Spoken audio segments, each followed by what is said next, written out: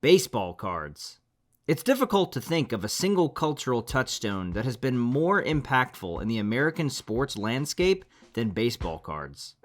The simplicity of ink on cardboard has been captivating collectors and sports fans for well over a century now, and especially with the most recent boom in popularity, the phenomenon shows no sign of going away anytime soon. But when did it all start? At what point did baseball cards become so popular? What's the genesis of all this? When was the first baseball card even made? Those first questions are tough to answer. The popularity of baseball cards reached several peaks, definitely in the 1950s with Topps and Bowman using them to sell bubblegum. Before that, they were used as promotional items in packs of cigarettes and tobacco. It's difficult to say exactly when the phenomenon took off, but it's safe to say the hobby itself has continued with each generation, regardless of how the baseball cards have been sold or packaged. But what about that other question? When was the first baseball card made? Well, that we have an answer to. Before the 1952 Topps set with Mickey Mantle, before the T206 set with Ty Cobb and Honus Wagner, and even before the Old Judge set from 1887. You have to go all the way back to 1869, just after the end of the American Civil War. Peck and Snyder, a sporting goods company founded in New York, opened their doors in 1866, hoping that baseball and other sports would bring people back together after a bloody conflict. To help promote their company, in 1869, they began printing pictures of actual baseball teams on small 4x3 pieces of cardboard. The first one they printed and distributed featured the wildly successful Cincinnati Red Stockings, baseball's first professional team with 10 paid players. Led by Harry Wright, the Red Stockings became popular in the US mostly because they toured from city to city, challenging local baseball teams and beating them soundly. In 1869, the Red Stockings won 57 games and lost 0. That's right, 57-0, the only undefeated baseball season in history.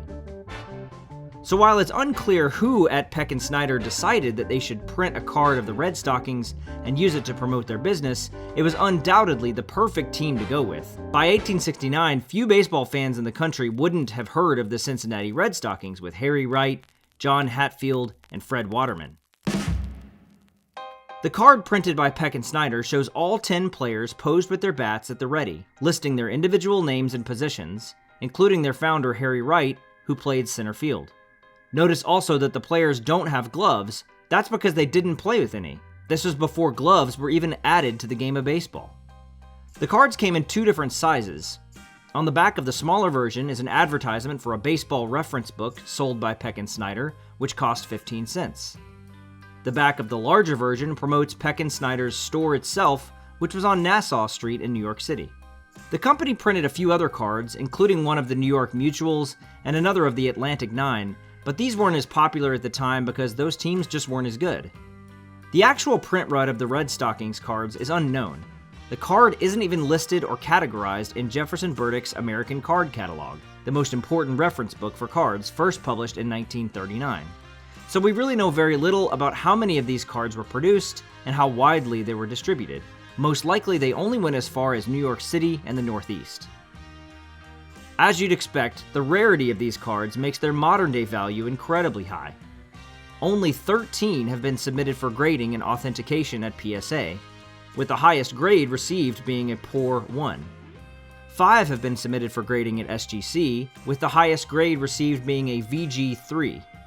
That card sold for $186,000 at auction in August of 2022. But putting aside the monetary value of this card for a second, it's difficult to put a price on the cultural value of this card to the hobby. Essentially, this photo print of 10 baseball players is what launched the hobby that we know today. It must have been a successful promotional tool for Peck and Snyder, because soon all sorts of companies began using photos and cards of athletes and celebrities to promote their product. Tobacco, candy, gum companies, bread, milk, soda, potato chips, everyone used cards at some point to sell more stuff. Until eventually, it was more about the cards themselves than the products. A hobby born out of a desire to bring the country together after a bloody conflict ended up doing just that, just not in the way originally intended. This first baseball card of the Cincinnati Red Stockings kicked off the hobby, igniting passions that would fuel decades of collecting and setting the foundation for an industry that is still thriving today.